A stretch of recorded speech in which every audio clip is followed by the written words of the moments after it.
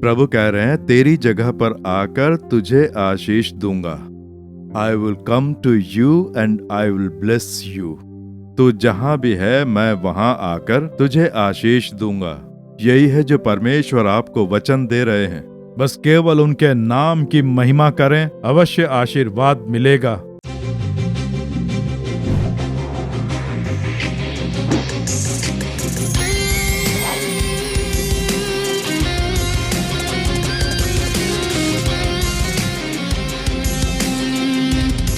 मेरे प्रिय मित्रों, यीशु मसीह के नाम से आप सबको नए वर्ष की बहुत बहुत शुभकामनाएं। प्रभु हमें एक नए वर्ष में लेकर आ गए हैं। पिछले पूरे साल एक पिता जैसे अपने बच्चे को संभालता है, वैसे ही हमें संभालकर अद्भुत रूप से नए साल में लेकर आए हैं। उसके लिए परमेश्वर की स्तुति हो।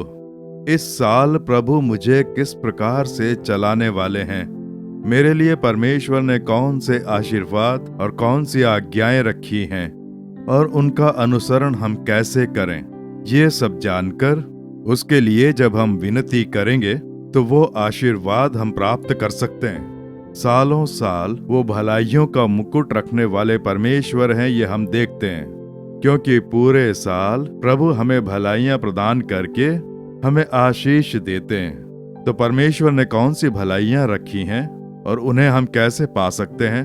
परमेश्वर ने आपके लिए जो वचन रखा हुआ है वो मैं आपको बताकर प्रार्थना करूंगा। प्रत्येक साल इस सेवकाई से जुड़ने वाले, इससे प्रेम करने वाले, प्रार्थना करके जो भेंट चढ़ाते हैं और साथ में प्रार्थना करने वाली परमेश्वर की संतान के लिए मैं प्रार्थना किया करता हूँ। विशेषकर नए साल की शुरुआत होने पर उनके लिए क्या कहूँ, कौन से वचन बोलकर उन्हें आशीर्वाद देकर प्रार्थना करूं, उसके लिए प्रभु के समूह में बैठता हूं तो प्रभु अपने शब्दों को प्रकट करते हैं। वह आपको बताकर प्रार्थना करना ये मेरी आदत है। बहुत सालों से मैं ऐसा करता आ रहा हूं। ये औरों के लिए नहीं है, इस सेवकाई से जुड़कर प्रेम से प्रार्थना करने वाली संतान के लिए, वो भी विश्वास रखने वालों के लिए। कईयों को विश्वास नहीं होता है, उनके बारे में नहीं है। पूरा विश्वास रखकर कि प्रभु मुझसे बात करेंगे, वो मुझे एक वचन देंगे, ये विश्वास रखकर राह देखने वाले बच्चों के लिए प्रार्थना करता हूँ, उन्हें वचन समझाता हूँ। ठीक है, आज के दिन प्रभु ने आपके लिए कौन सा वचन रखा है? निर्गमन 20वां अध्याय उसके 24वें वचन में प्रभु कह रहे हैं, जहाँ जहाँ मैं अपने नाम का स्मरण कराऊं, वहाँ वहाँ मैं आकर तुम्हें आशीष दूंगा। प्रभु कह रहे हैं तेरी जगह पर आकर तुझे आशीष दूंगा। I will come to you and I will bless you. तू जहां भी है मैं वहां आकर तुझे आशीष दूंगा। यही है जो परमेश्वर आपको वचन दे रहे हैं। हो सकता है आप कोई बिजनेस कर रहे हो, उस बिजनेस की जगह पर यहोवा आपको आशीष देंगे। आप कोई नौकरी कर रहे होंगे, नौकरी में यहोवा आशीष देकर उन्नत बनाएंगे। आप पढ़ाई कर रहे होंगे, स्कूल में या कॉलेज में, जहां भी आप पढ़ाई कर रहे हैं, वो आपके पास आकर आपको आशीष देकर आपको पढ़ाई में श्रेष्ठ बनाएंगे। आप कोई सेवकाई कर रहे होंगे, अपनी कलीसिया में, गांव में, नगर में, शहर में, जहां भी सेवकाई कर रहे हैं, उस सेवकाई की जगह पर यहोवा आपको आशीष देकर आपको उन्नत बनाएंगे। प्रभु इस प्रकार से कह रहे हैं, मैं स्वयं तुम्हारे पास आकर तुम्हें आशीष दूंगा। पवित्र शास्त्र में जब मैं पढ़ता हूँ, पवित्र लूका रचित सुसमाचार 7वें अध्याय का 16वां वचन जब आप पढ़ेंगे, यीशु जब एक चमत्कार करते हैं तो वहाँ के लोग बहुत ही आश्चर्य रूप से एक बात कहते हैं कि ये यीशु मसीह कोई साधारण मनुष्य नहीं है। परमेश्वर ने अपने लोगों पर कृपा दृष्टि की है। आकाश व भूमि के सृष्टिकर्ता परमेश्वर मनुष्यों से मिलने के लिए इस जगत में आए और वही लोगों से मिलकर लोगों के लिए चमत्कार कर रहे हैं। इसलिए परमेश्वर, हमारे सृष्टिकर्ता परमेश्वर अपने लोगों से मिले, ये बात बहुत ही आनंदित होकर कही। और यही हम यीशु की सेवकाई में देखते हैं। उन्हें खोज कर आने वाले अनेक लोग आशीर्वाद पाते हैं और वो स्वयं खोजकर लोगों से मिलकर भी चमत्कार करके उन्हें प्रसन्न करते हैं। ऐसी कई घटनाओं का पवित्र शास्त्र में वर्णन किया है। वही तो प्रभु कह रहे हैं, मैं स्वयं तेरे पास आऊंगा और आकर तुझे आशीष दूंगा, ऐसा प्रभु कह रहे हैं। तो प्रभु ने हमारे लिए कौन सा आशीर्वाद रखा है और हमें कौन सा आशीर्वाद दे सकते हैं? 3 घटनाएं हैं जो संक्षेप में प्रभु ने जाकर उनसे मिलकर कैसे आशीर्वाद दिया, ये बात ध्यान करके हम प्रार्थना करेंगे। सबसे पहले लूका रचित सुसमाचार, उसका 19वां अध्याय जब आप पढ़ेंगे तो यीशु मसीह यरीहो नाम के एक नगर में आते हैं और वहां एक मनुष्य से मिलते हैं, जक्कई नाम के एक मनुष्य से, जो चुंगी लेने वालों का मुखिया और बहुत ही धनी मनुष्य है। इस प्रकार से बहुत ही सम्मान और एक बहुत बड़ी पदवी यानी इनकम टैक्स ऑफिसर, वो एक चीफ ऑफिसर की हैसियत रखता था, यानी सरकार में एक बड़ी नौकरी, बहुत ज्यादा कमाई, पैसा। वो उस पूरे नगर में एक बहुत ही प्रभावशाली मनुष्य, लेकिन उसके मन में शांति नहीं थी। उसने यीशु से मिलना चाहा और यीशु उससे मिले। इसी घटना के विषय में लूका 19वें अध्याय में लिखा गया है। तो यीशु जब उससे मिलते हैं तो कहते हैं 5वें वचन में, हे जक्कई, आज मैं तेरे घर आकर तेरे घर में ही रुकूंगा, ऐसा प्रभु कह रहे हैं। मैं खुद आऊंगा, मैं तेरे घर आकर तेरे घर में ही रुकूंगा, इस प्रकार वो कहते हैं। और इसे विश्वास ही नहीं हो पा रहा था। इस नगर में कोई मुझे पसंद नहीं करता है, मुझे इंसान ही नहीं समझते, पापी बोल के मुझे दुत्कारते हैं। लेकिन ईश्वर जो मनुष्य के रूप में आया है वो मेरे घर आ रहा है, मेरे घर में रहेगा। उसे बहुत आश्चर्य हुआ। देखा, प्रभु ने कहा है ना कि मैं आकर तुझे आशीष दूंगा। तो जक्कई के घर यीशु गए, उसे कौन सा आशीर्वाद दिया और उसने कौन सा आशीर्वाद पाया? आप जब ये देखेंगे, प्रभु ने जो आशीर्वाद दिया वो 9वें वचन में है, आज इस घर में उद्धार आया है। यीशु ने जक्कई के घर जाकर उससे मिलकर उसे कौन सा आशीर्वाद दिया पता है? उद्धार। आज इस घर में उद्धार आया है। ये प्रभु का दिया बहुत बड़ा आशीर्वाद होता है और ये आनंद करने वाला आशीर्वाद है, एक सच्चा आशीर्वाद। पापों से क्षमा पाकर उद्धार, उद्धार का आनंद। ये आशीर्वाद केवल जक्कई के लिए नहीं, उसके पूरे परिवार के लिए प्रभु ने ये आशीर्वाद प्रदान किया। मेरे प्रिय मित्रों, यीशु के नाम का अर्थ ही यही है कि लोगों के पाप क्षमा करके उनका उद्धार करना। इस जगत में आने का उनका मुख्य उद्देश्य था मनुष्यों को उनके पापों से छुड़ाना। उसी के लिए उन्होंने क्रूस पर मरने के लिए मेल मिलाप किया और जो लहू बहाया उसके द्वारा वो मनुष्यों के पाप क्षमा करके उन्हें आनंदित करते हैं। क्या आपने अपने जीवन में ये उद्धार पाया है? क्या आपके मन में उद्धार का ये आनंद है कि मैंने उद्धार पाया है, यीशु मसीह के द्वारा मेरे पाप क्षमा हो गए हैं, मैंने पापों से छुटकारा पा लिया है? क्या ऐसा आप कह सकते हैं? हमारे पूरे परिवार ने उद्धार पाया है। यीशु हमारे घर में आए हैं, इसलिए हमारे पूरे परिवार को आशीर्वाद मिला है। हम उद्धार पाकर आनंदित हैं, ऐसा आप कह सकते हैं? अगर नहीं तो प्रभु इस साल यही आशीर्वाद आपको देना चाह रहे हैं। आज ही ये आशीर्वाद देने के लिए वो आपसे बात कर रहे हैं। मैं आकर तुम्हें आशीष दूंगा, उन्होंने कहा है ना। जक्कई को उन्होंने आशीर्वाद दिया। ये आशीर्वाद उसे कैसे मिला? वो ऐसे मिला, जब ये यीशु को अपने घर ले जा रहा था तो गांव के लोगों ने कहा, ये तो बहुत बड़ा पापी मनुष्य है, लोगों पे अन्याय करके इसने कमाई की, लोगों को धोखा दे देकर उनसे पैसे वसूल कर धनी बना और जा जाके यीशु इसके घर जा रहे हैं। इस तरह से लोग बोल रहे थे। तो पाप में जीने वाला मनुष्य, जिसे उस गांव के लोग पापी बोलकर दुत्कारते हैं, उसकी अंतरात्मा उसे कोसती है। ऐसा इंसान जिसकी शांति छिन चुकी, उसे परमेश्वर के द्वारा उद्धार का आशीर्वाद देने का कारण क्या है? उसके लिए 8वें वचन में कहा गया है, जक्कई ने खड़े होकर प्रभु से कहा, हे प्रभु, देख, मैं अपनी आधी संपत्ति कंगालों को देता हूँ और यदि किसी का कुछ भी अन्याय करके ले लिया है तो उसे चौगुना फेर देता हूँ, ऐसा वो कहता है। उसे अपना मन फिराने का आभास होता है।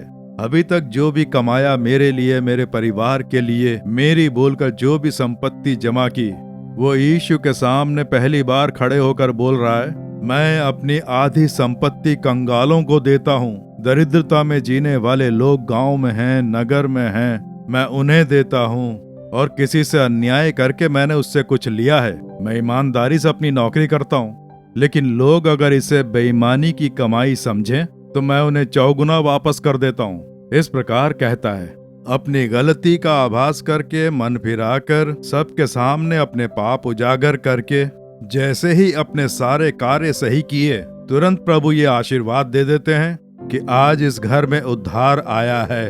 इसीलिए ये जो उद्धार है ऐसे ही नहीं आता है। हमें अपने जीवन में पापों का आभास करना और अपना मन फिराना है और जो बातें हैं उन्हें सही करना है। सेवकाई में आने के शुरुआत के दिनों में जब मैं चेन्नई में था तो एक मित्र, उसने अपनी एक गवाही दी और मैं एक जगह पर बैठकर बड़े ध्यान से सुन रहा था। सब लोगों के बीच उसने जो गवाही दी वो आज भी मैं भूल नहीं पाया हूँ। ये काफी साल पहले की बात है। वो मित्र तमिलनाडु सरकार के परिवहन विभाग में एक बस में कंडक्टर की नौकरी किया करता था। उसकी एक सरकारी नौकरी थी, कंडक्टर की स्थायी नौकरी। तो वो वहाँ काम करता था। उसका काम था लोगों से पैसे लेकर उन्हें टिकट देना। इतना ही नहीं, कई बार लगेज लेकर आते थे। कुछ लोग सब्जी वगैरह उनका व्यापार करने के लिए गठड़ियां बांध बांध कर लाते हैं ना, तो लगेज के लिए टिकट अलग से लेना पड़ता था। छोटा सा कोई थैला हो तो कोई बात नहीं, बड़ा लगेज हो तो उसका टिकट लेना पड़ता था। ये सरकार का नियम था। और ये क्या करता था, ये जो लगेज लाते हैं ना, बड़ी बड़ी बोरियां, बड़ी बड़ी गठड़ियां, तो उनका वो पैसा ले लेता था लेकिन टिकट नहीं देता था। वो सारे पैसे अपनी जेब में रख लेता था। वो पैसे सरकार में जाने चाहिए थे, लेकिन वो अपनी जेब में डालकर अपने घर आ जाता था। इससे उसकी हर रोज एक एक्स्ट्रा कमाई होती थी। लगेज का जो भी पैसा मिलता था वो सरकारी खजाने में जाना चाहिए था, लेकिन ये वो पैसा अपने घर ले जाता था, उन्हें टिकट नहीं देता था। यानी किसी को धोखा देने का काम। वो अपनी नौकरी को धोखा देता था। एक दिन यीशु उससे मिले। अपने पापों से मन फिराकर, मुझे उद्धार चाहिए, मेरे पाप क्षमा हो, जब ऐसी प्रार्थना कर रहा था तो पवित्र आत्मा ने उसे एक बात साफ साफ बताई कि अपने पाप बाहर उजागर करना ही काफी नहीं है। तूने सरकार को धोखा देकर पैसे कमाए हैं ना, वो पैसा सरकार में जाना चाहिए था। तुझे वो वापस लौटाने हैं। तेरे वापस लौटाने पर ही पाप क्षमा हो पाएंगे। पवित्र आत्मा द्वारा यह आभास कराते ही उसने देखा और हिसाब लगाया कि इतने सालों में करीब करीब एक एवरेज हिसाब लगाया कि कितने पैसे मैंने लिए होंगे और सारा जोड़कर इतने 1000 रुपए। इस तरह हिसाब लगाया और हिसाब लगाकर एक चेक में भरकर ऊपरी अधिकारी को एक चिट्ठी लिखता है। उस परिवहन विभाग के ऊपरी अधिकारी को चिट्ठी लिखकर कि मैं इतने सालों से कंडक्टर की नौकरी कर रहा हूँ और मैंने इस तरह से लगेज का टिकट दिए बिना वो सारे पैसे अपने घर ले जाता था। तो जो पैसे सरकार में जाने चाहिए थे वो मैंने ले लिए। प्रभु यीशु ने मुझे इसका आभास कराया। ये पाप है, सरकार को वापस लौटा, ऐसा कहा। तो वो पैसे मैंने एक चेक में भर दिए हैं। मुझे क्षमा करके ये पैसे स्वीकार कर लो। ऐसी उसने चिट्ठी लिखकर ऊपरी अधिकारी को दे दी। उस अधिकारी ने चिट्ठी देखकर उसे ऊपर नीचे देखा। ये क्या, मैंने ऐसा आदमी जिंदगी में नहीं देखा। ठीक है, तुझसे गलती हुई है, अब ईमानदारी से नौकरी कर। उसके लिए ये क्या पैसे वापस लौटाना, मुझसे गलती हो गई, उसके लिए ये चिट्ठी क्यों लिखी? नहीं, प्रभु यीशु ने मुझसे बात की, मुझे पापों से क्षमा चाहिए। मैं पापों से क्षमा पाकर उद्धार की संतुष्टि यीशु मसीह से पाना चाहता हूँ। उसके लिए ये करना होगा, ऐसा प्रभु ने मुझे साफ साफ कहा, इसीलिए मैं ये कर रहा हूँ। उसने कहा, भैया बैठो, ये अच्छी बात है, तुमने एक दौर में गलतियां की, अब आभास हुआ, अपना मन फिरा लिया, अच्छा है। लेकिन अब इस तरह की कोई भी गलती किए बिना ईमानदारी से रहो।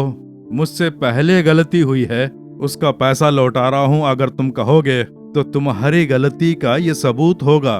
तुम्हारी चिट्ठी और ये चेक उसका सबूत बनेंगे। तो सबूत बनेंगे, इसलिए तुम पे एक्शन लेना होगा। कानून के मुताबिक तुम पर एक्शन लेकर हो सकता है तुम्हें इस नौकरी से निकाल दिया जाए, ऐसा बोलकर उस अधिकारी ने समझाया। उसने कहा, नहीं नहीं, कोई बात नहीं, कोई भी सजा मिले मैं तैयार हूँ। मुझे नौकरी से निकालें तो भी कोई बात नहीं। प्रभु ने मुझे ये पैसे सरकार को लौटाने के लिए कहा है, इसलिए मैं लौटा कर रहूंगा। भले ही मेरी नौकरी चली जाए, मुझे उद्धार की संतुष्टि चाहिए। यीशु की संतान बनकर मैं संतुष्टि से उनसे बात करना चाहता हूँ, जुड़ना चाहता हूँ। ये मेरे लिए जरूरी है, आप ये स्वीकार कर लो, कहा। ठीक है, ऐसा बोलकर उसकी चिट्ठी को उससे भी ऊपरी अधिकारी को भेज दी जाती है। तुरंत जांच होती है। यह है सबूत कि इसने गलती की है, सरकार को धोखा दिया है, उसका ये सबूत है। इसलिए तुरंत उसे सस्पेंड कर दिया जाता है, उसे नौकरी से निकाल दिया कि तूने इतने पैसों का घपला किया है, जो सरकार को पैसा जाना चाहिए था वो तुमने ले लिया, और तुम्हारी लिखी चिट्ठी इसका सबूत है बोलकर उस पर एक्शन लेकर उसे घर भेज दिया। और अब देखिए, वो अपनी नौकरी खोकर घर पर बैठ गया। ये दुख की बात है। पैसों की अगर कोई कमाई होगी तो उससे घर का भाड़ा, बच्चों को पढ़ाना, घर चलाना, ऐसी कई सारी बातें हैं ना, और वो बहुत मुश्किल में पड़ गया। लेकिन प्रभु ने उसके पाप क्षमा कर दिए, इस बात की खुशी। मेरा उद्धार हो गया, यीशु के लहू ने मुझे धो दिया, मेरे पाप क्षमा कर दिए, इस बात की खुशी। और अब जहां भी कोई काम मिलता, मेहनत मजदूरी करके उससे पैसे कमा के अपना घर चलाने लगा और आनंद से रहने लगा। उसकी पत्नी को आश्चर्य हुआ कि ये ऐसे कैसे बदल गया। अब जहां भी छोटा मोटा जो भी काम मिलता, मेहनत से करता, वैसी परिस्थिति। ऐसे ही कुछ महीने बीत गए और एक दिन देखिए, गवर्नमेंट ने, उसी ट्रांसपोर्ट ने, उसके उसी डिपार्टमेंट से एक चिट्ठी लिखी गई, ऊपरी अधिकारी द्वारा लिखी गई कि हमें तुम्हारी चिट्ठी और भेजे गए पैसे मिल गए हैं। हमने भले ही तुम्हें नौकरी से निकाल दिया है, और इसमें कितनी सच्चाई है और अब क्या हो रहा है ये देखने के लिए हम तुम्हारे दिनचर्या पर नजर रख रहे थे। ये तुम्हारे जाने बिना कर रहे थे। सच में तुम अपना मन फिराकर एक नया जीवन जी रहे हो, ये हम समझ गए हैं। तुम ईश्वर से डरकर ईमानदारी से जीवन जी रहे हो, ये जानकर। तुम्हारे जैसा ईमानदार आदमी हमारे डिपार्टमेंट को चाहिए, इसलिए हम तुम्हें वापस नौकरी पर रखते हैं। सिर्फ इतना ही नहीं, वो भी प्रमोशन के साथ। चेकिंग इंस्पेक्टर बनाकर तुम्हें वापस नौकरी पर रखते हैं। प्रमोशन के साथ उसे एक स्थायी नौकरी वापस दी जाती है। देख लिया, सच में जब अपने पापों से मन फिराते हैं और हम सारी बातें सही कर देते हैं, तो सबसे पहले प्रभु देते हैं उद्धार की संतुष्टि। उसके बाद उन्नति और श्रेष्ठता मिलती है। आपके अपने जीवन में केवल पापों का उजागर करना काफी नहीं है। जो वापस लौटाना है वो वापस लौटाएं। दूसरों का सामान हड़प कर प्रभु क्षमा कर दो मुझे कहेंगे तो वो क्षमा नहीं करेंगे, लौटाओगे तो क्षमा करेंगे। इसलिए हो सकता है आपने अपने छोटे भाई की संपत्ति हड़पी हो, या दूसरे को मिलने वाला प्रमोशन आपने हड़प लिया हो, या किसी और का सामान चोरी करके अपने घर में रख लिया हो, अपने ऑफिस में से कोई चीज आप चुरा कर ले आए हो जो चीज आपकी नहीं है, नौकरी की जगह से, काम करने की जगह से, या कहीं और से घर में लेकर आए हों, तो जब तक वो घर में होगा आप उद्धार नहीं पा सकेंगे। उसे वापस लौटाएं, सब सही करें, तभी मिलेगा आशीर्वाद। एक भाई ने आकर मुझे अपना अनुभव बताया। वो मसीह से अनजान एक गैर मसीही था। उसकी जब शादी हुई तो उसने अपनी ससुराल से बहुत सारा दहेज में पैसा लिया, थोड़ा बहुत नहीं, बहुत सारा। और अब उनके लिए ये मामूली बात है, इसमें कुछ गलत नहीं है ना, इसलिए ले लिया। लेकिन मसीहियों में ये बात गलत है। बाइबल में कहा गया है कि पैसों की लालच ना हो, जो है उसी में खुश रहो बोलकर समाज में कोई पाप नहीं होना चाहिए। लेकिन उसकी शादी हो गई, बच्चे वगैरह भी हो गए, इसी तरह कई साल बीत गए। एक दिन यीशु से मिलकर अपना मन फिरा लिया। मन फिराकर पाप उजागर करके जब प्रार्थना कर रहा था तो प्रभु ने कहा, तूने अन्याय रूप में अपनी ससुराल से पैसा लिया ना, वो भी अपनी पत्नी के घर से। ये पाप है ना, पैसों की लालच रखी, दूसरों का पैसा तूने ले लिया।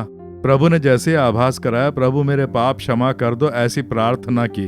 तब प्रभु ने कहा, केवल क्षमा मांगना ही काफी नहीं है, तो मैं क्या करूं प्रभु? वो पैसा वापस लौटा दे, क्योंकि वो तेरी कमाई नहीं है, वो तेरा पैसा नहीं है, इसलिए वापस लौटा दे। और तुरंत देखिए, उसे दहेज लिए कितने साल हो गए, उन पैसों पर बैंक के हिसाब से कितना ब्याज होगा ये जानकर, ब्याज सहित वो अपनी ससुराल जाकर, यीशु ने मेरे पाप का आभास कराया, मैंने दहेज लेने का पाप किया, वो ब्याज सहित वापस लौटाता हूँ बोल के दे दिए।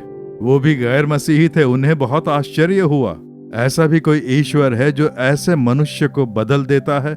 ये बात उसने मुझे बताई, और उसके बाद ही ब्रदर, मेरे मन में एक शांति, संतुष्टि, मेरे पाप क्षमा हो गए, इस बात की मुझे बहुत खुशी है, उसने कहा। इसलिए ये जो उद्धार है, ऊपरी मन से उजागर करके प्रभु से पाना ही काफी नहीं है।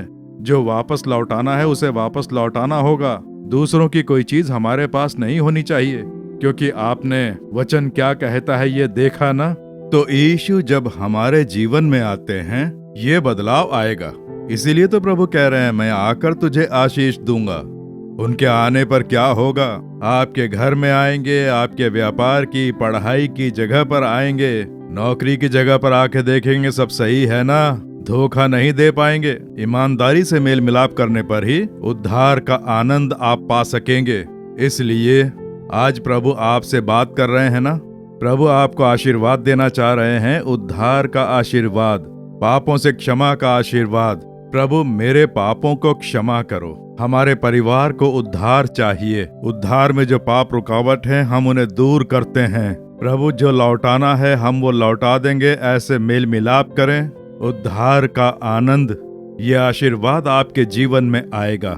दूसरा आप जो देखेंगे, यीशु मसीह मत्ती 8वां अध्याय 14वें और 15वें वचन में एक घर है जहां यीशु आते हैं। जक्कई के घर जाने पर उद्धार का आशीर्वाद दिया।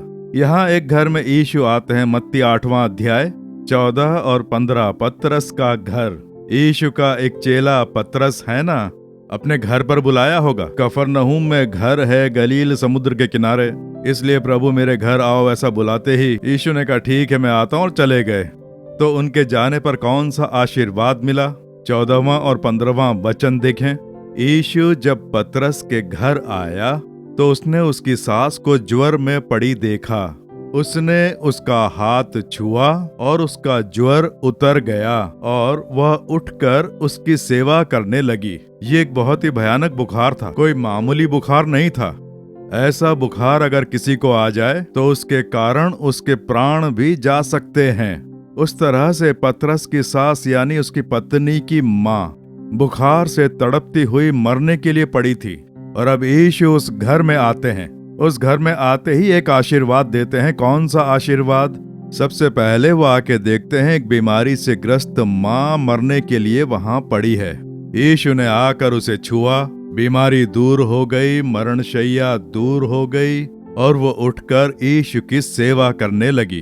तो दुखी अवस्था में, डर की अवस्था में, मरने की परिस्थिति में यीशु उस घर में आकर उसे आशीर्वाद देते हैं। मृत्यु के बंधन टूट जाते हैं, बीमारी दूर हो जाती है।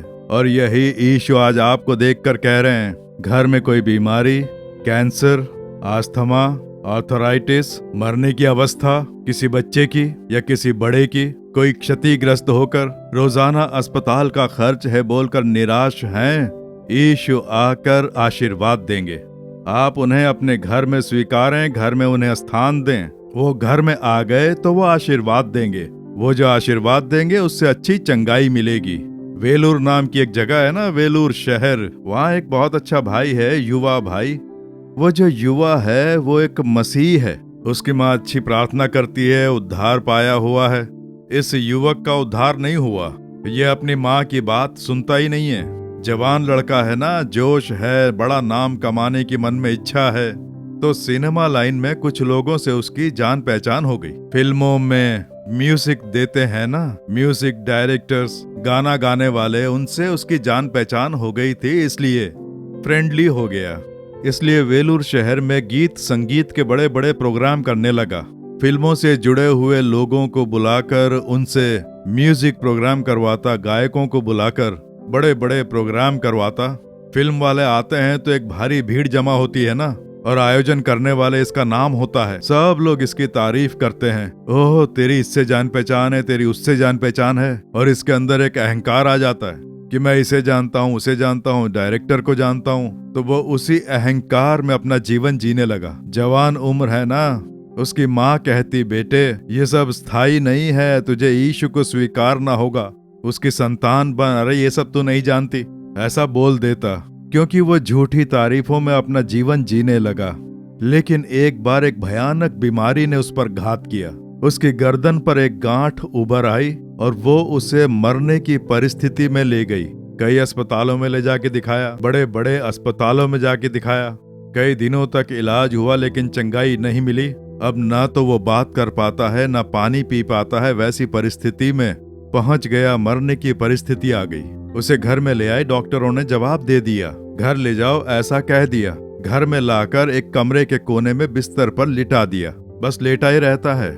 उसकी बहनों की शादी हो गई हैं, वो अलग अलग जगह पर रहती हैं। माँ ने उनके घर खबर भिजवा दी कि ये पता नहीं और कितने दिन जी पाएगा, तुम आकर देख लो। तो सारी बहनें आकर हमारा जवान भाई मरने के लिए पड़ा है बोलकर सब रोने लगी।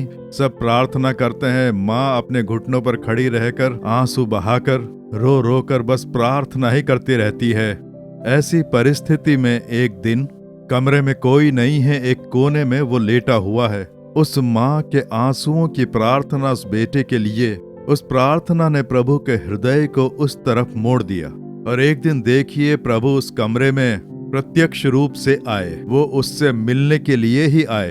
वो कमरे के कोने में लेटा हुआ है। यीशु तेज प्रकाश के साथ उस कमरे में आकर खड़े हो जाते हैं। ये समझ जाता है कि ये यीशु ही हैं। तब वो कहता है, मेरी माँ कितना रो रो के प्रार्थना कर रही है, तुम्हारे सामने ही प्रार्थना करती है ना, क्यों मेरी माँ की प्रार्थना का उत्तर देकर मुझे चंगा नहीं किया? मैं मरने वाला हूँ, मेरी माँ आंसू बहाकर रोए जा रही हैं, मुझे चंगा क्यों नहीं किया? मेरी बहनें प्रार्थना कर रही हैं, माँ प्रार्थना कर रही है, पूरा परिवार प्रार्थना कर रहा है, क्यों मुझे चंगा नहीं किया? ऐसा यीशु को देखकर वो कहता है।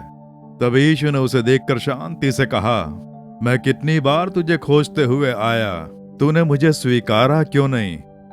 तूने मुझे स्वीकारा नहीं, मेरा निरादर किया। इस प्रकार से प्रभु के कहते ही अपनी गलती समझ गया। ओहो, हे प्रभु मुझे क्षमा कर दो, मैं तुम्हारा प्रेम समझ नहीं पाया। तुम मुझसे मिलने आए, मेरी माँ के द्वारा मुझसे बात की, परिवार वालों के द्वारा बात की, तुम्हें स्थान न देकर मैं दुनिया की प्रशंसा में अहंकारी बन गया। मुझे क्षमा कर दो, मेरे पाप क्षमा कर दो। इसी समय मेरे जीवन में आओ, तुम मुझे चाहिए। ऐसी रो रो के प्रार्थना की। प्रभु का सामर्थ्य उसके शरीर में उतरा। मृत्यु का बंधन टूट गया, गांठ लुप्त हो गई, पूर्ण चंगाई पाते ही वो उठा। उसके बाद उसकी लाइफ ही चेंज हो गई। अब फिल्म जगत, नाम, प्रशंसा सब उसने छोड़ दिया। प्रभु के लिए अच्छे अच्छे गीत लिखकर यीशु की महिमा करने लगा, वैसे बदल गया। उसकी शादी हो गई पत्नी और बच्चों के साथ। जब एक बार आकर उसने खुशी से गवाही दी, तब मैं उससे मिला और अपने सारे अनुभव उसने मुझे बताए। मेरे प्रिय मित्रों, आपके अपने जीवन में यीशु ने कितनी बार आपसे भेंट की, लेकिन उनका निरादर कर करके केवल चंगाई ही उनसे मांगते हैं। प्रभु कह रहे हैं, अगर तू मुझे चाहता है कि मैं तेरे जीवन में आऊं, तेरे घर में आऊं, मैं आकर तुझे आशीष देना चाहता हूं, लेकिन तू मुझे स्वीकारेगा तो ही आ पाऊंगा। तू मन से बुलाएगा तो ही मैं तेरे घर आ पाऊंगा। मैं तेरे घर आने के लिए तैयार हूं। देखिए, मत्ती 8वें अध्याय में एक सूबेदार आकर कहता है, घर में मेरा सेवक लकवे के रोग से पीड़ित होकर बहुत दुखी अवस्था में है। तो यीशु ने क्या कहा? मैं आकर उसे चंगा करूंगा, तेरे घर में आऊंगा और उसे चंगा करूंगा, ऐसा कहा। इसने कहा कि मैं उस योग्य नहीं कि तुम मेरे घर आओ, तुम यहीं से अपने मुख से कहोगे तो वो चंगा हो जाएगा। और यीशु के कहते ही वो चंगा हो गया। एक आराधनालय का मुखिया आहिर, मेरी बेटी मरने के लिए बिस्तर पर पड़ी है, हे यीशु तुम आकर हाथ रख दो, ये चंगी हो जाएगी, ऐसा कहा। यीशु ने कहा, मैं आता हूँ, मैं आकर उसके लिए चमत्कार करूंगा, कह के यीशु आए। लेकिन घर में पहुंचने से पहले ही वो मर गई। लेकिन यीशु ने आकर उसे छूकर मृत्यु के बंधनों से छुटकारा दिलाया और उस पूरे परिवार को आनंदित किया। वही यीशु कह रहे हैं, मैं आकर चंगा करूंगा, मैं तेरे घर आकर तेरे लिए चमत्कार करूंगा। उन्हें घर में लाने के लिए प्रभु के नापसंद कार्य आपके घर में है ना, उन सबको हटा दो।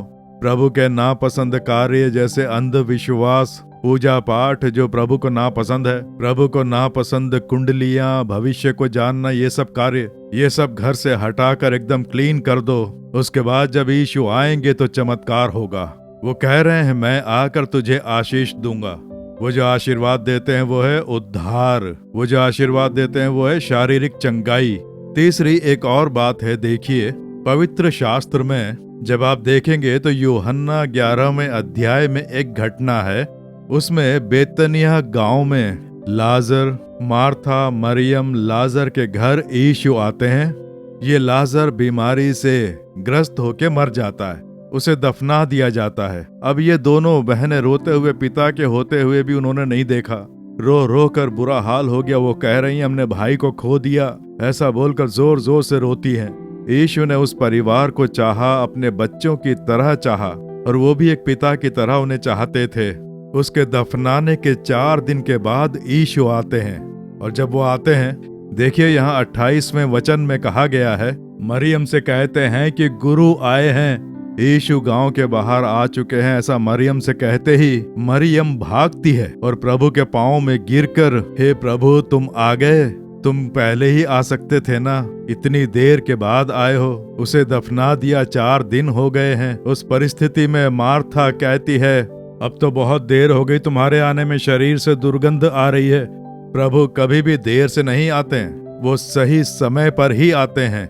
हम परिस्थिति को देखकर आगे पीछे ऐसा सोचते हैं, लेकिन वो सही समय पर आकर चमत्कार करते हैं। आज वो आपके जीवन में आए हुए हैं, वो भी आपके घर में, आपसे मिलने के लिए। आपकी जगह पर मैं आकर तुझे आशीष दूंगा, ऐसा उन्होंने कहा है ना। वो आए हुए हैं।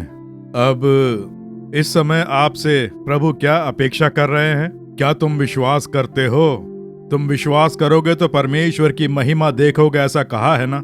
उन्होंने स्वयं कहा, यहाँ देखो ये कहा गया है, तो विश्वास करेगी तो परमेश्वर की महिमा को देखेगी। इस तरह से बोलकर यीशु एक चमत्कार करते हैं। मरे हुए लाजर को 4 दिन के बाद जीवित करके उनके आंसू पोंछे।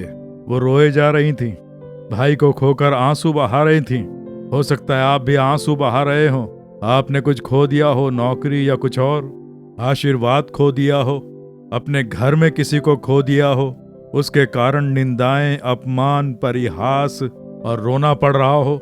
सब खत्म हो गया, अब कुछ नहीं होगा। ऐसी परिस्थिति, आपके आंसू पोंछने के लिए यीशु आपके घर आ रहे हैं। जहां आप हैं वहीं आ रहे हैं। वो आकर आपके लिए चमत्कार करके आपके परिवार को आशीर्वाद देने के लिए ही आपसे बात कर रहे हैं। और इसलिए आज के दिन आप उन्हें स्थान दें, उन्हें बुलाकर उनका स्वागत करें, तभी प्रभु चमत्कार करेंगे। लूका 10वें अध्याय के 38वें वचन में हम पढ़ते हैं, यीशु बेतनिया नगर से पैदल होते हुए जा रहे थे ना, तब सब लोग देखते हैं कि यीशु जा रहे हैं। तो इस घर से मार्था की भी इच्छा जागती है कि यीशु को मैं अपने घर लेकर आना चाहती हूँ। पर क्या वो आएंगे? अपने घर के बारे में सोचकर उम्मीद से जाके पूछती है। एक गली में से होते हुए पैदल जा रहे थे यीशु, उन्हें रोककर, यीशु क्या मेरे घर आओगे, ऐसा कह के बुलाने पर यीशु आए। उसकी दावत स्वीकार के यीशु उसके घर गए। ऐसे उस परिवार से जान पहचान हुई। क्या आप यीशु को बुलाएंगे कि मेरे घर आओ प्रभु, हमारे साथ रहो, हम तुम्हारी संतान बनकर रहना चाहते हैं, तुम आकर हमें आशीर्वाद दो, ऐसा कह के बुलाओ। प्रभु आएंगे। चेंगलपेट नाम के एक जिले में एक गांव है, और उस गांव में एक माता पिता है और एक छोटी बच्ची, स्कूल में पढ़ने वाली बच्ची। वो वहां रह रहे थे। तभी अचानक से कई समस्याएं, तकलीफें और दुखों के बीच वो लोग यीशु से अनजान थे। सच्चे ईश्वर की खोज में थे जो शांति दे और आशीष दे, वैसा ईश्वर। और उस समय हमारे जब कोरोना आया तो लॉकडाउन के दौरान रोजाना हम लोग टीवी में शुभ संदेश देते, तो ये माता पिता वो सुनकर, क्या ऐसा भी एक ईश्वर है जो हमारे ही संग रहेगा बोलकर उन्होंने अपना लिया। स्कूल में पढ़ने वाली बच्ची और माँ, यीशु को अपनाने से इन्हें बहुत प्रसन्नता कि हमारे जीवन में, हमारे मन में यीशु आ गए। उस माँ ने अपने पति को समझा के देखा, पर वो नहीं माना। इन सब पे कोई विश्वास नहीं, तुम लोग विश्वास करते हो, लेकिन मैं यीशु को अपने मन में जगह नहीं दूंगा, ऐसा कह दिया। इस तरह से वो आदमी अपनी जिद पर अड़ा हुआ था। और इसी दौरान उस परिवार पर किसी ने जादू टोना कर दिया था, इसलिए शैतान की ओर से उनको क्षति पहुंची और उसके हाथ पांव ने काम करना बंद कर दिया। वो बिस्तर पर ही लेटा रहता। उसे अस्पताल ले जाकर दिखाया, डॉक्टरों ने जांच की और काफी इलाज भी किया। फिर कहा अब ये ठीक नहीं हो पाएंगे, मरते दम तक बिस्तर पर ही लेटे रहना होगा, ये और कितने दिन जी पाएंगे ऐसा कुछ नहीं कह सकते। तो घर में ही 2 महीने तक बिस्तर पर मरने की परिस्थिति में लेटा रहा। हाथ पैर वो अपने हिला नहीं पाता था। वो मर जाएगा या चंगा होगा समझ में नहीं आ रहा था। लेकिन वो माँ और बच्ची प्रार्थना करते थे। 12 साल की बच्ची, वो भी यीशु से प्रार्थना करती थी, अब देखिए 2 महीने तक जो मरने के लिए बिस्तर पर पड़ा था, तभी अचानक एक दिन उस पर एक बहुत ही भयानक घात हुआ। अब वो बच नहीं पाएगा, मृत्यु नजदीक आ गई है। वो कुछ बात नहीं कर पा रहा था, हाथ पैर काम नहीं कर रहे थे, वो बिल्कुल मरने की परिस्थिति में आ गया। आखिरी स्टेज भी खत्म हो गया। जब ऐसा सोच रहे थे तो ये छोटी बच्ची 12 साल की बच्ची बिस्तर के पास ही घुटनों पे खड़े रहकर वो प्रार्थना करना ज्यादा नहीं जानती थी। उसने कहा, यीशु पिता आओ, यीशु आओ आओ, मेरे पिता को चंगा करो, हमारे घर में आओ, मेरे पिता को चंगा करो, वो मरने जा रहे हैं। रो रो कर उसने यीशु को बुलाया। बस इतनी सी प्रार्थना, तुम आओ, हमारे घर में आओ, मेरे पिता को छुओ, चंगा करो, मेरे पिता मरने वाले हैं। रो रो कर उसने प्रार्थना की। यीशु आ गए। उसने बुलाया ना, सच्चे मन से बुलाया, आंसुओं के साथ। उस घर के अंदर यीशु उतर कर आए और आते ही पिता को छुआ, उस माँ के पति को छुआ। वो मृत्यु के बंधन दूर हो गए। जैसे ही मृत्यु के बंधन दूर हुए, जो हाथ पैर काम नहीं करते थे वो करने लग गए और वो तुरंत उठकर बैठ गया। उसके बाद उसने विश्वास किया कि ऐसा भी एक ईश्वर है, हमारे घर आकर हमें चंगा करने वाला ईश्वर। और उसने भी यीशु को पूरे मन से अपना लिया। कितनी बड़ी प्रसन्नता है ना, आश्चर्य हो रहा है ना। आज वो आनंद में यीशु के साथ जी रहे हैं। उस दिन उनके घर में आकर उनके आंसू पोंछने वाले यीशु, वो कह रहे हैं, मैं आकर तुझे आशीष दूंगा। तुझे कौन सा आशीर्वाद चाहिए? तू क्यों रो रही है? कोई संतान नहीं, सब परिहास कर रहे हैं। मैं तुझे ये आशीर्वाद दे सकता हूँ, ऐसा प्रभु कह रहे हैं। कोई कमाई नहीं है, पैसे नहीं है, कर्ज की समस्या, बहुत अपमानित जीवन जी रहे हैं। मैं तुझे आशीष दे सकता हूँ। तुझे काम चाहिए ना, मैं तुझे आशीर्वाद दूंगा। तुझे बिजनेस करना है, मैं उसके लिए मार्ग खोलूंगा। वो हमें किसी भी प्रकार का आशीर्वाद दे सकते हैं, क्योंकि उनके पास हर प्रकार के आशीर्वाद हैं। वो आकर आशीर्वाद देने के लिए तैयार हैं। लेकिन प्रभु क्या अपेक्षा रखते हैं? अब देखिए, निर्गमन 20वें अध्याय के 24वें वचन में कहा है, जहां जहां मैं अपने नाम का स्मरण कराऊं, वहां वहां आकर मैं तुम्हें आशीष दूंगा। तो प्रभु एक ही बात की अपेक्षा रखते हैं, उनके नाम को हमें स्मरण करना है।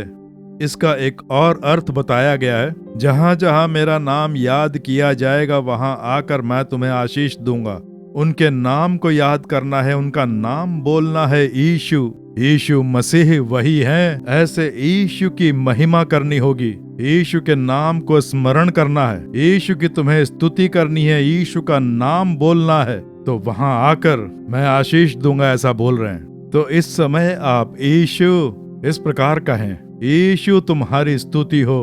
तो जब यीशु चमत्कार करें तो यीशु का नाम हर एक को बताएं, इससे मेल मिलाप करेंगे तो वह अवश्य आपको आशीर्वाद देंगे। बस वो आपसे यही अपेक्षा रखते हैं कि तुम मेरा नाम स्मरण करके मेल मिलाप करोगे तो मैं तुम्हारे लिए चमत्कार करूंगा, मैं तुम्हें आशीष दूंगा, ऐसा प्रभु कह रहे हैं। मेल मिलाप करेंगे क्योंकि हमें आशीर्वाद देने के लिए उन्होंने क्रूस पर स्वयं की बलि चढ़ाई, पापों को उठाया, रोगों को उठाया, शापों को ढोया, चिंता, आंसू, अपमान, निंदाएं सब क्रूस पर उठा चुके। हमारे लिए क्रूस पर लहू बहाकर मरकर पुनः जीवित हुए, इसलिए किसी भी जगह पर जाकर वो आशीर्वाद दे सकते हैं। आपके घर में, आपके व्यापार की जगह पर, आपकी सेवकाई की जगह पर, और अगर आप अस्पताल में अपने किसी प्रियजन के साथ हैं तो अस्पताल में किसी भी जगह पर वो आएंगे, मैं आकर तुझे आशीष दूंगा, ऐसा प्रभु कह रहे हैं। बस केवल उनके नाम की महिमा करें, उनके नाम पर विश्वास रखकर उनके नाम की स्तुति करें, उनके नाम को दृढ़ता से अपना लें, उनके नाम को यीशु, उनके नाम को याद करें, अवश्य आशीर्वाद मिलेगा। अब हम प्रार्थना करें, इस नए साल में हमारे घर में, मेरे जीवन के हर हिस्से में तुम्हें आना है प्रभु। तुम्हें हमेशा मेरे साथ रहना, मेरे साथ रहना, मेरे जीवन में तुम्हें आना है। ऐसे आप बुलाएं कि मेरे घर में तुम आओ प्रभु, हमारे जीवन में तुम आओ, तुम आकर हमें आशीष दो। तुम्हें आना है, मुझे तुम चाहिए, मेरे परिवार को तुम चाहिए, मेरे लिए मरकर पुनः जीवित हुए यीशु, इतने अद्भुत प्रभु मुझे चाहिए, मेरे परिवार को चाहिए। आओ प्रभु, इस तरह बुलाएं, उनके नाम को स्मरण करें, उनका नाम लेकर बुलाएं, यीशु कह के बुलाएं।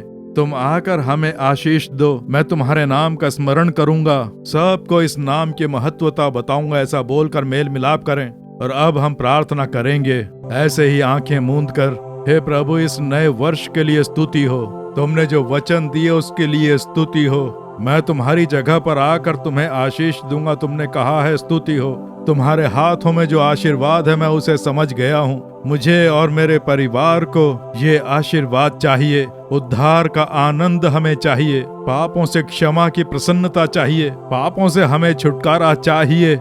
हे प्रभु, तुम हमारे पापों को, हमारे अधर्मों को क्षमा करो। तुम वो आशीर्वाद मुझे दो, मेरे परिवार को दो। तुम और तुम्हारे परिवार का उद्धार होगा इस वचन के अनुसार। यीशु मसीह के नाम पर हम विश्वास रखते हैं इसके अनुसार। प्रभु, मुझे और मेरे परिवार को उद्धार की प्रसन्नता दो। उद्धार का वो आनंद हमें दो। प्रभु, बीमारी, वेदनाएं, दुर्बलताएं, ये सब मेरे परिवार से दूर हो जाने चाहिए। अब अस्पताल का बेकार का खर्चा नहीं होना चाहिए। सारी बीमारियां यीशु के नाम से दूर हो जाएं। मेरे बच्चे की जो ये बीमारी है ये दूर हो जाए। मेरी पत्नी, मेरे पति, मेरे बच्चे, अभिभावक, हर एक को छूकर सारी बीमारियां हमारे परिवार से दूर हो रही हैं। ऐसा तुम कर रहे हो। वो आशीर्वाद हमें प्राप्त हो, चंगाई प्राप्त हो यीशु के नाम से। आज से ही तुम्हारा सामर्थ्य छू रहा है, इसलिए चंगाई देने के लिए तुम्हारी स्तुति हो। प्रभु, हमें आशीर्वाद प्रदान करो। हमारे जो ये आंसू बह रहे हैं, जो वेदनाएं हो रही हैं, जो अपमान हो रहा है, प्रभु, ये तकलीफें, समस्याएं, संकट दूर हो, उसके लिए